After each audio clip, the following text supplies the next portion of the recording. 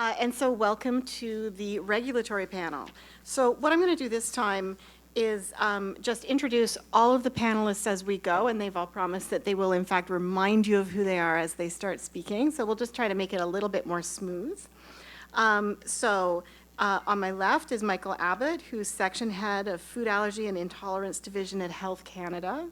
He'll be giving, I think, a little bit of an overview of the regulations that they're responsible for, particularly around labeling. So I'm gonna say what I think we're going to hear from each person, and then when you actually talk, you can get it right. And then we have Misu Paul, who's acting senior policy analyst at the Canadian Food Inspection Agency. So when we were talking beforehand, Michael's sort of the policy and she's sort of the enforcement, so the cop.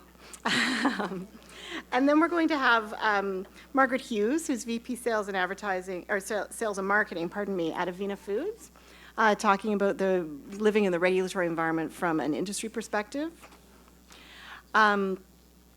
Then we have, who's next? Then we have Deb Warden, who's Manager of Quality Assurance and Food Handler Certification at Toronto Public Health, which is so talking about the restaurant environment. And then Jacqueline Paplar, who's Director of Sales and Marketing for the Gluten-Free Food Program. So talking about that program, which is also related to restaurants and I think also institutions. So that's our panel for the session. They'll be talking in the order in which I introduced them. And I look forward to a really interesting discussion, and I know there will be a lot of questions. So again, we'll be following the same kind of format. Please do keep jotting things down as you think of them, questions, opportunities, sparks, particularly if something comes up for you feel free to go back to the research panel section of questions and write down a question for them that you didn't get a chance to ask. So because that's going to be captured in a resource, it'll sort of get to live on. So don't think that it's unidirectional. You can keep circling back to things. So without further ado, and unless there are any other process issues, any general questions from the audience anybody wants to jump in with right now? Okay, wonderful. So I'd like to hand it over to Michael. Thank you. All right. Well, good afternoon, everyone. Thanks very much for giving me the opportunity to come and talk to you this afternoon. I'd been asked to go over the labeling regulations, and so there's basically three things that I'm going to touch on in this part. I'm going to talk about labeling of ingredients, so intentionally added ingredients, and then the gluten-free claims or gluten-free regulations, and then the last part is the marketing authorization for gluten-free claims on oats. So with regards to the labeling of ingredients, there are what we refer to as enhanced labeling regulations for food allergens, gluten sources, and added sulfites in Canada. So these came into effect in 2012, and basically they require that whenever one of the gluten sources, in this case wheat, rye, barley, triticale, or oats, are part of the formulation of a prepackaged food, so when they're present as an ingredient or a component of an ingredient, so a sub-ingredient of an ingredient, they have to be declared on the label in the list of ingredients of the food, or in some cases they can be in a contained statement on the food. This is basically a requirement to allow people to know when one of those gluten sources is present in the food. You'll often hear it referred to as being allowed to label either in the list of ingredients or the contained statement. The contained statement is always optional. It comes up sometimes if there are exemptions that exist in the way that ingredients are labeled. So it can get a little bit complicated, but there are some ingredients that are exempt from component declaration. So that means if they're used as an ingredient in another food, they don't have to declare all of their subcomponents. What these enhanced labeling regulations do is they basically supersede that and say even if they would otherwise be exempt, if those gluten sources are present in the food, they have to be pulled out and declared individually. So for prepackaged foods, in that list of ingredients, or if there's a contained statement and it would come immediately following the list of ingredients, you would see any of those gluten sources that are in the food would have to be labeled. Now, again, this is referring to intentionally added ingredients, so things that are part of the composition of the food. And then we have the gluten-free regulations, and those are specific to gluten-free claims on foods. They were updated last in 2012 to be specific to the presence of the gluten protein. Some people might remember that the older version talked about it couldn't contain one of the gluten sources or any part thereof. The current regulation is specific to the presence of gluten protein, so the protein, modified protein or protein fraction from any of those gluten sources.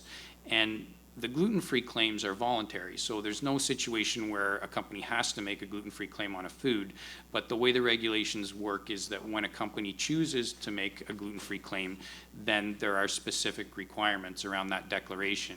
And in fact, the regulations specify that you can't label the food as gluten-free, or basically they say in a manner likely to create an impression that the food is gluten-free. So it's not just the words gluten-free, but any other wording that would give the impression that the food is gluten-free. If you do that, then these regulations apply, and basically they say you can't have any of those gluten sources, so wheat, rye, barley, oats, triticale, intentionally added to that food. And then there can be no unintended cross-contamination with a gluten source at a level above 20 parts per million. So there was a little bit of discussion this morning about that. The 20 parts per million is the threshold level for gluten in gluten-free foods. In terms of you can't have more than that. You can't intentionally add gluten at any level, so even below 20 parts per million, you can't be adding something like wheat flour to a food. But for that unintended cross-contamination, then 20 parts per million is the threshold that's used for enforcement. And then the last part that I wanted to talk about was the marketing authorization for gluten-free oats, and that came up a little bit this morning as well. Because oats are listed as one of those gluten sources, you weren't allowed to make a gluten-free claim on oats. And there was a desire to be able to make a gluten-free claim on really pure oats. You know, part of the reason that oats were included as a gluten source was because normal oats are generally cross-contaminated with other gluten sources, so things like wheat or rye or barley get mixed in with the oats, and we recognized that that was a problem. But there was also information showing that really pure oats were safe for the majority of people with celiac disease, and there was interest in allowing a differentiation between regular oats and the pure oats. And so that marketing authorization was developed. What a marketing authorization is it's a non-regulatory way for the minister to basically exempt something from the current regulations. So what we were able to do with the marketing authorization was to say, despite the fact that oats aren't allowed to make a gluten-free claim, these specific oats, if they're really pure and have less than 20 parts per million of gluten from other sources, will be exempted from that other regulation, and so therefore would be allowed to make a gluten-free claim. The way the marketing authorization works, those oats have to be, like I said, very pure, contain less than 20 parts per million of gluten from other gluten sources. And if they're used as an ingredient in another food, then again, they have to be very pure to start with, and the final food also has to be very pure and not contain more than 20 parts per million of gluten.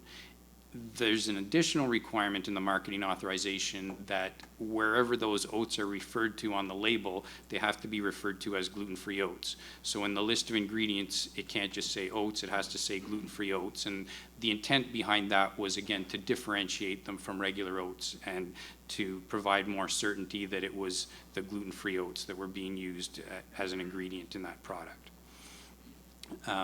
One of the other things that I wanted to touch on is the issue of precautionary labeling. So this is the may contain type labeling that you see on a lot of different products, and it's certainly an issue in the area of food allergies, but we know it's also an issue for some of these gluten-free foods, and there's been a few specific situations that come up where you'll see foods that will say gluten-free, but they'll also say may contain wheat. And I know consumers find that confusing. The first time I saw it, I found it quite confusing as well. I wasn't really sure what the manufacturer was trying to say, but I think the idea there is there are some situations where a company knows that they're meeting the gluten-free requirements. They have less than 20 parts per million, but they might be detecting a small amount of gluten that they believe is from wheat. And because there's no threshold level for wheat allergy the same way that there is a threshold level for gluten and gluten-free foods, they're putting this may contain wheat. Like I say, I understand where that's confusing. Our recommendation in that circumstance would be to be more prescriptive with the wording and say something, if you felt you needed to say something like may contain less than 20 parts per million of wheat, because at least that would be an indication that, you know, the controls are in place and it is less than 20 parts per million. I think in general, those precautionary statements are something that are challenging. Just because of the nature of unintentional cross-contamination, it's usually not going to be evenly or homogeneously distributed in a product. It's going to be sporadic, or often is sporadic in nature, so it can be difficult to know how much is in there, and even whether you have this unintentional presence. It's something that I think a lot of countries are struggling with now, the precautionary labeling issue. I was actually at some meetings last week that were held in Ottawa, Codex meetings. So the Codex Committee on Food Labeling was meeting in Ottawa and was discussing this idea of precautionary labeling, and there was a general consensus that there needs to be more done to develop guidelines around appropriate use of precautionary labeling. So this is something that's likely to be taking place in the near future at those Codex meetings, and Canada will certainly be part of any work that gets done on that Committee on Food Labeling around guidelines for precautionary labeling. So I'm almost out of time.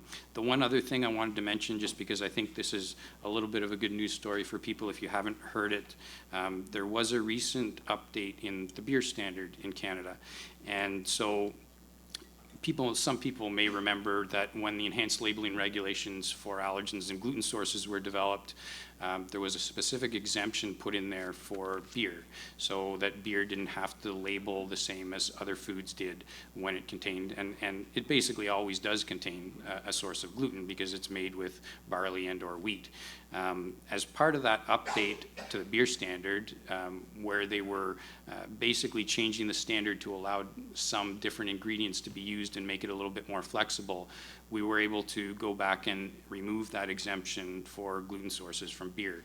So what that means is that as of December 2022, beer is going to be treated the same as all other prepackaged foods, and will have to list when the sources of gluten, as well as any allergens that might be present in the beer. Thank you. Thank you. Ken? You can, yeah, sure.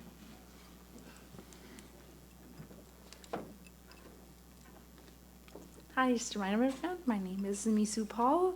I work for the Canadian Food Inspection Agency.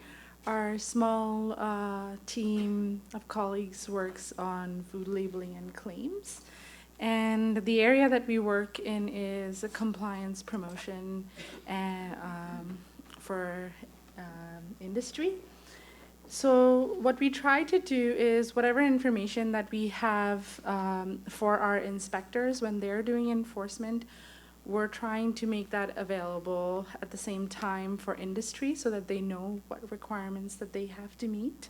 And if I really look at breaking down the roles between what Health Canada does and what CFIA does, especially our team, Health Canada kind of deals with why the requirements are the way they are, and we try to explain what the requirements are and how to follow them. So on your screen, you can see that's our website. It's our live website right now. And we have information there for industry. And companies can go in there and see any information that they're looking for. They can look through these buttons that are there. There's on your the first one On the right is list of ingredients and allergens. So that has all the information about declaring allergens, and also some information you can access through the search box just above it. It pretty much works like a Google search. You can make a keyword search there. And next to that box, there's a list of bullets.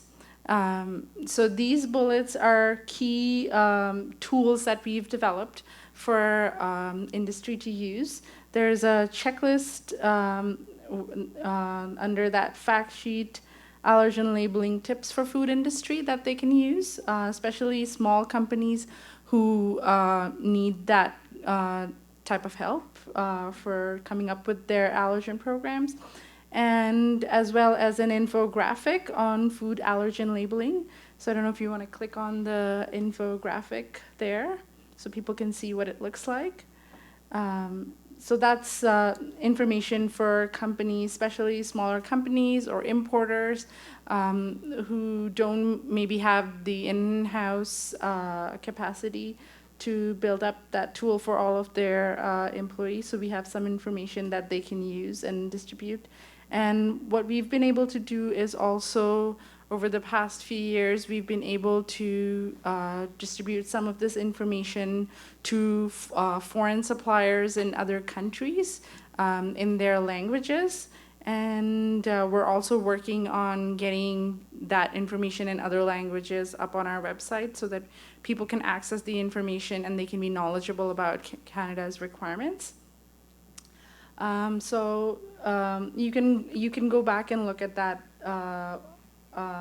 in more detail, and each of that allergen is there, but also obviously there's information about gluten-free claims. So if you click back on the same place where we were before.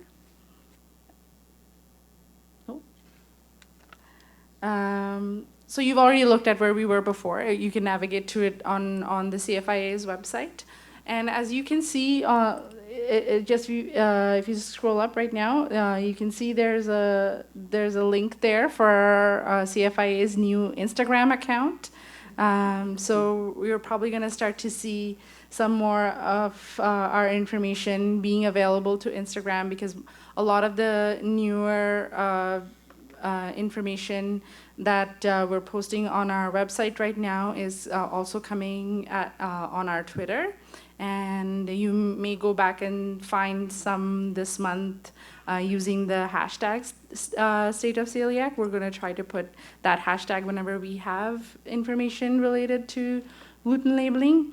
And then we are also going to start to put some of that information on our Instagram, because we know younger users are moving to those platforms. So we want to have that information available to younger people who are working in the companies.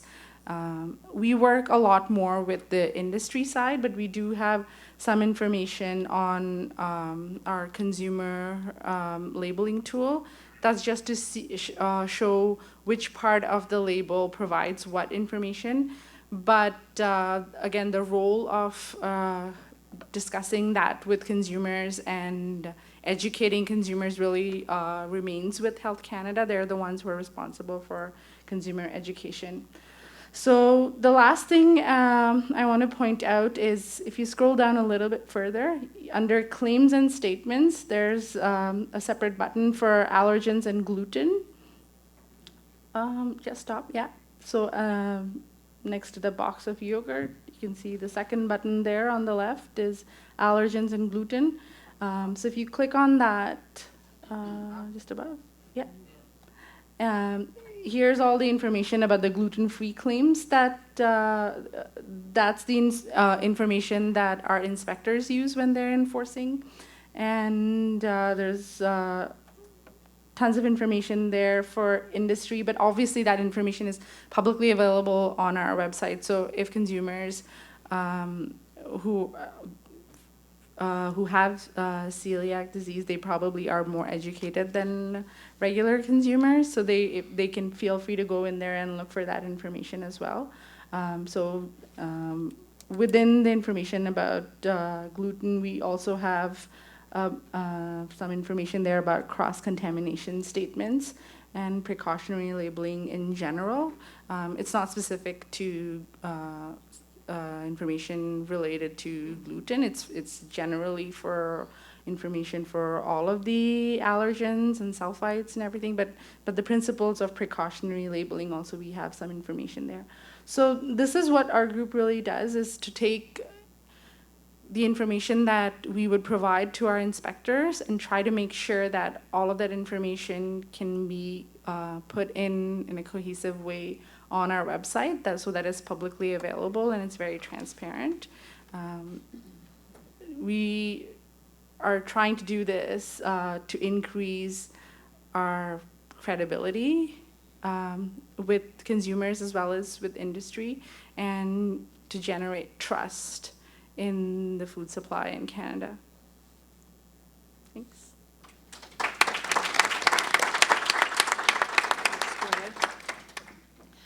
My name's Margaret Hughes, VP of Sales and Marketing at Avena Foods Limited.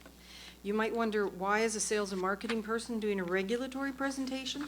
It's because Alexandra Fontaine, our Director of Quality, is about to deliver a baby. So she was unable to fly. But I was really, really thrilled to be able to come, and thank you so much for the invitation. So this is going to be a quasi-regulatory, quasi-industry presentation. And I've got two questions that I would have in my mind if I was you. One would be, if the regulations say less than 20 parts per million, why would anybody on earth test to less than 5? And the other question I'd have is, what are they testing? You know? If someone says they've got a lot, do they mean they're testing, is a week a lot? You know, for some of the big manufacturers, that's several million pounds of product. Is that what they consider a lot? So there's a lot of questions. It isn't just as simple as less than 20 parts per million. So I'm going to go back and tell you a bit about Avena Foods. So it was started by pedigreed farmers. You may all know this. Who knows what a pedigreed farmer is? There you go. We're in Toronto. I guess we're from all over the country. But pedigreed farmers are the farmers that grow the purest seed that then is sown into the ground to create the products that we eat. So they have all of their experiences based around keeping seed as pure as possible.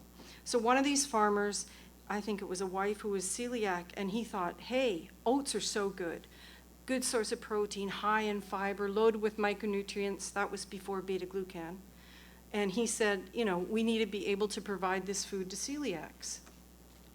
And so then it became this mission to get clean, clear oats out. So start clean, stay clean. Instead of, let's try and clean it out. We all know it's much easier to keep your house clean than to mess it up and clean it up, right? So there's a white paper there that talks about purity protocol. But the process that they went through all those years ago is developed over 10 years, right? So nothing is growing in that field for 3 years with any gluten in it. There's a border around it. It's transported in verified transport that's been cleaned. It comes into a facility that only mills oats. There's nothing else milled in that facility. There's testing as well that happens all along the way. So in the early days, there wasn't near the level of testing that is now done, okay? Since 2000 and, oh, my math's not so good, 2008, a great deal has changed, and that's important to remember. So, for example, when a farmer delivers his first bit of oats, there are trained people who actually look at 2 kilograms and see how many grains are in there. If there's more than 2 grains of wheat, the whole load is rejected. Okay? So it's really, really stringent. To become an Avena Purity Protocol farmer, you have to really believe in what you're doing. You have to have a real commitment to it. Just to say as well, 10 years on, the staff at Avena it's a mission for them. They all believe in what they're doing. You know, and there's great integrity. When there's any kind of quality claim, everybody really is respectful of it. And in fact, I don't know of any other company that spends significantly more on quality than they do on their sales and marketing team. But Avena Foods does. So just to say, what we've learned over the last 10 years is it isn't enough to just start clean, stay clean. There also has to be, so there's physical testing. I talked about how you look for those grains. But the other thing that has to happen is actually analytical testing, and we're looking for a chemical hazard. And this is the most fascinating thing we've found, because we will have grain that visually shows nothing, okay? Nothing, there's no gluten grain, and yet it will test with a gluten hit, okay? And we're testing, over the last 10 years, we've learned that we know we can be reliably predictable if we test in 800 kilogram lots. So like 1,600 pounds is basically what we're testing, which will compare to other people who in a whole week will put over 1 million pounds out, and that's their lot. So just, we do actually occasionally get a gluten hit. Why would you get a hit? There's no visual grains. What would it be caused by? Dust. Dust is the kicker, okay? And anyone who's been on a farm, been, out in the world, we know there's dust everywhere, and who knows what's in it. So it's dust that is is the issue. So we know if we test to less than 5 parts per million, we know we can safely be in a food and labeled as less than 10. Does that make sense? So the two cautionary things are, when you buy a bar or when you buy a product, what was the lot that was tested to less than 20 parts per million? That's the kind of question that I might have. So in terms of regulation, it's less than 20. GFCO certification, which we have, is less than 10. But in-house, our standard is less than 5. And so that's a purity protocol system, which is very different from like a system where you're actually at one point using an optical sorter to pull out the grains, right? But that also can be certified as gluten-free. So when Joel was up earlier, he was talking about sorghum and how in the end they had to find a farmer and that would be called gluten-free. Our oats are gluten-free, but that's a different gluten-free than a gluten-free that's less than 20 parts per million. So one of the challenges, I think, for the CCA is if people who have celiac disease, there's a different requirement than the population that might want to be gluten-free, and it's all getting lumped in there together. So you'll see we've just set up a logo that's actually Avena Purity Protocol. It could be a Purity Protocol logo, but we know that there has to be an understanding of the value that brings. It's not cheap to actually do Purity Protocol, but it's where you'll get the cleanest oats. And just a bit of an advertisement here. Avena Foods actually merged with Best Cooking Pulses, which is a pulse company. And this year, for the first time, Mike, you won't even know this, we've contracted some Purity Protocol lentils. Yay. Yeah. So, I mean, that's how we get them to market is another story. Well, yeah, I've never been that way, but it looks like we are this time. Thank you.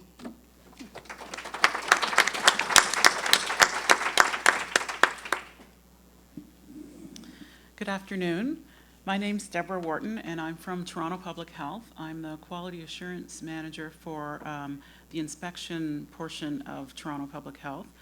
Our inspectors, they do food safety inspections. They also do safe water work related to swimming pools and the water that you drink, and the beaches.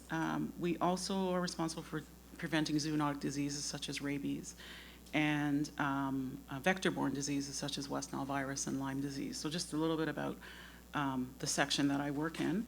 As the quality assurance manager for that section, I'm responsible for policy development, making sure that staff adhere to policy, verifying that through checks that my staff do. So they'll do audits and field assessments of those staff. and training and some research. So that's just a little bit about my role in Toronto Public Health. A little bit about Toronto if you're not from here. The population of Toronto is roughly 3 million.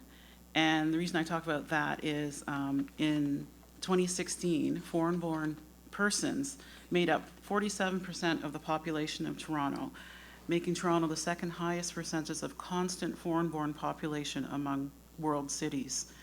So there's no single nationality or culture that dominates Toronto's immigration population, again, making it one of the most diverse. This places a lot of strain and stress on our inspectors because Toronto is a food tourist place, right? Like, people come here because of the variety of cuisine, and that's because of our population. But for our staff, we often are going into places and we do not know what the food is. And so sometimes we have to halt our inspection just to maybe take samples of what it is. The cooking processes are quite different from around the world. And so then we need to test to see, is it a safe product in the end? One of the things that became quite popular and still is now is sous vide cooking. So about 5 years ago, we were coming across these bags in immersion of water. The temperatures weren't the temperatures we were accustomed to.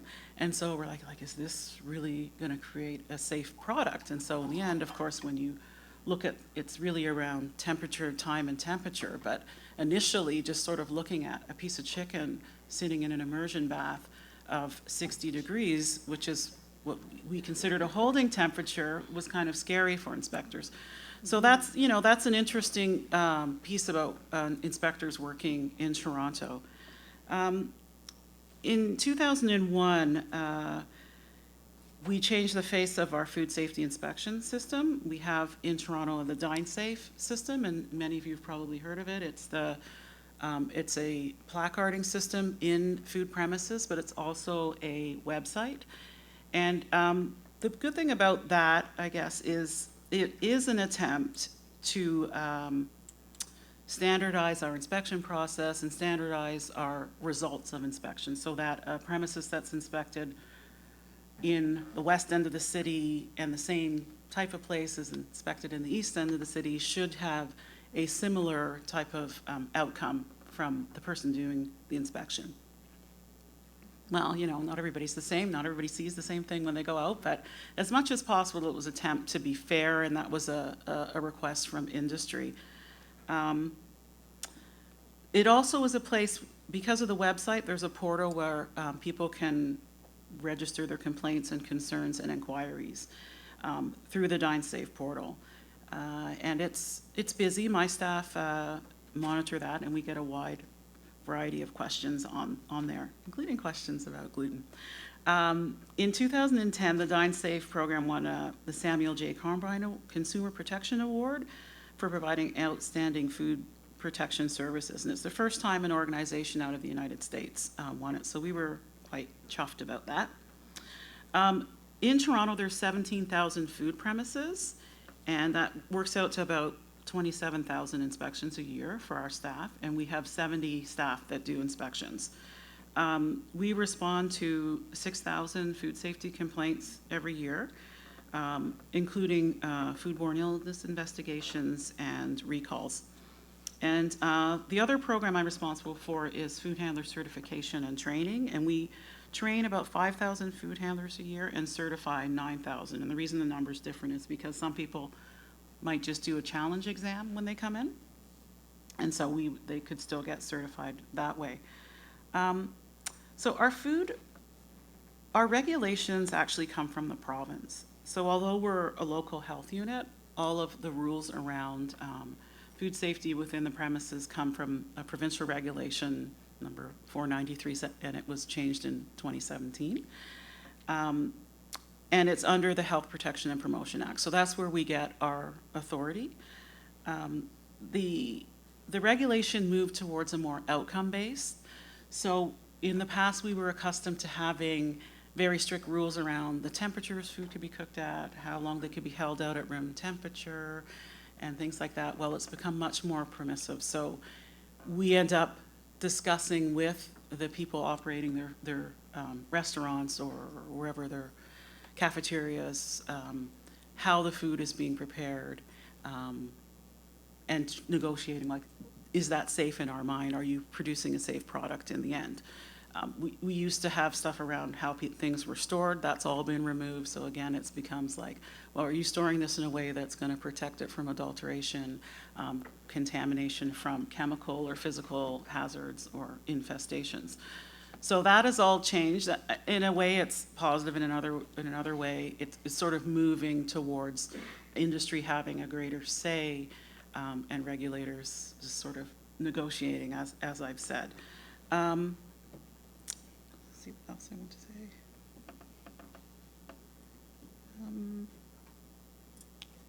So I guess the challenge for you, and even for us, particularly at this stage, I'm sure many of you are following what's going on with public health. We are looking at significant cuts to public health, and it's been sort of occupying a lot of my time and my colleagues' time to sort of look at what is important in the work that we do. And so as much as we do get complaints and we do try to provide advice, but as you may have known, at one point Pizza Pizza was saying we're making a gluten-free pizza, but in fact we're making the dough on the same counter. And the way that restaurants are configured, it would be a challenge to say any of them could provide a product that would be safe to eat for someone who has celiac disease. You really would have to have done your own research. They would actually have to maybe have 2 separate kitchen areas. I'm not really sure how they would do that. The food handlers within a lot of the premises aren't trained on this and don't have knowledge of this, right? So I wouldn't feel comfortable or confident unless they were certified. And I think my friend here on the left can probably speak more about that and just how many are in fact certified in the City of Toronto. So I'm going to pass it over to Jackie.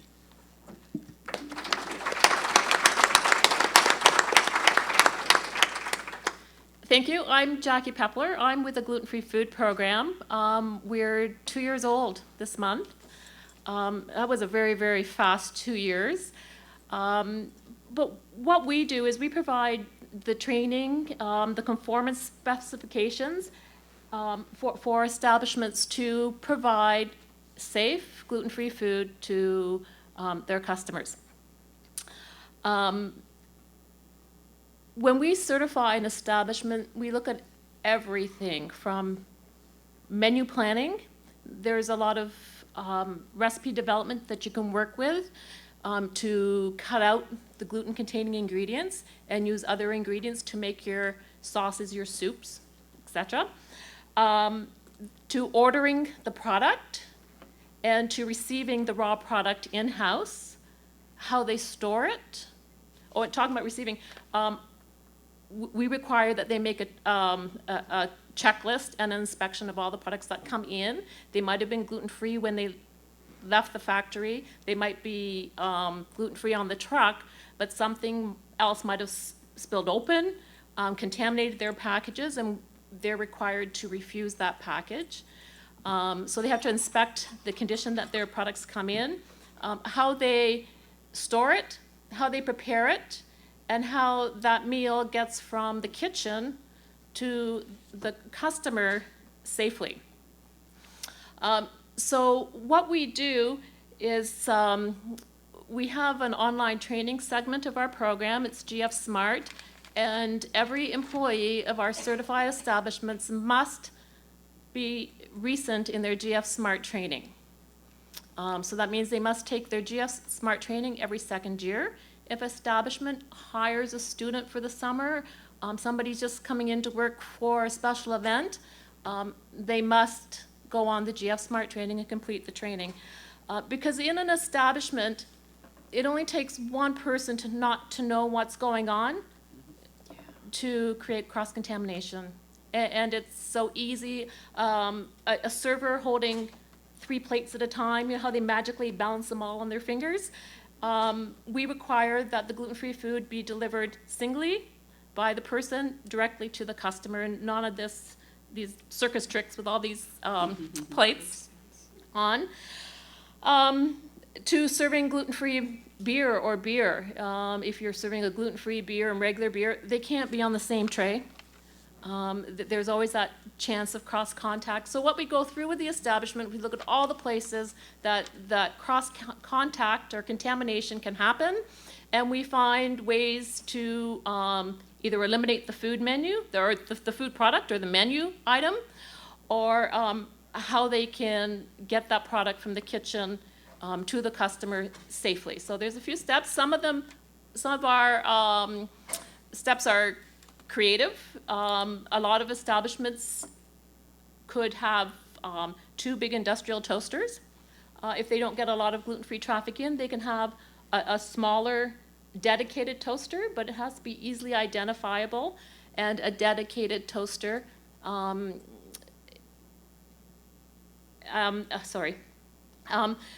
there's straining baskets when they're making pasta. You can cook gluten-free pasta in clean water, but if you use the same strainer package that you've used with your regular pasta, then that's cross-contaminated. So there's a lot of steps. It's a big process for the restaurants to go through. We offer 2 certifications. One's dedicated, and that means there's no gluten food product within that premise. And when I'm talking about a dedicated establishment, I would like to recognize Brittany over here. Brittany's family owned Cristani's in Canning, Nova Scotia, and they were our very first GF dedicated establishment to be certified. And they have a great chef. They're very creative with their menus. I haven't been there personally, but I have family members that's been there, and you would never know the difference between eating gluten-free food and gluten-containing food. It's all gluten-free. So we're very proud of Cristani's. It's great, so let's give her a hand. Our establishments, you can only use Purity Protocol oats, and we do not accept any may contain on any item. The common theme when you visit our restaurants is a lot of the menu items are in-house made. Our establishments bring in the raw materials, and they create their own food and menu items rather than bringing in prepackaged menu items. So we cover anything from a fast food service outlet. We have a company out in Edmonton, My Fries, and they do poutine, baked fries with all kinds of fabulous ingredients in it, 100% dedicated gluten-free. They initially tried to certify verified, and when they went through their recipe development and their menu development, they thought, well, with a few simple changes, we don't need to have any gluten in our establishment, so that now they're a gluten-free dedicated establishment. We have a hotel out west as well, and they do a gluten-free prime rib buffet every Saturday night. It's their busiest night of the week. And they became certified, so not only can you have your gluten-free prime rib buffet where you can take your family and you can eat anything on the buffet. They also offer gluten-free selections, so they're verified. So they do this the one night specially dedicated gluten-free, but the rest of the week, if you're visiting, you can safely choose a gluten-free item from their menu. So our restaurants have our GF logo, our GF mark, that you'll find in the window on the menu, on their website, in the marketing. And we found a lot of our restaurants who do go the certification way are seeing a great increase in business. Because, as you know, somebody with celiac disease, if you find a place where you can go and eat safely, you're going to go, and again, and again, and again. We have an establishment here in Toronto, Ritz North, and I believe I saw a picture of a lovely dinner there. Was it last night? They were busy before. They had a great customer base, but they became certified, and the biggest change they noticed was the takeout. And I don't know if the news is out yet, but they're opening another location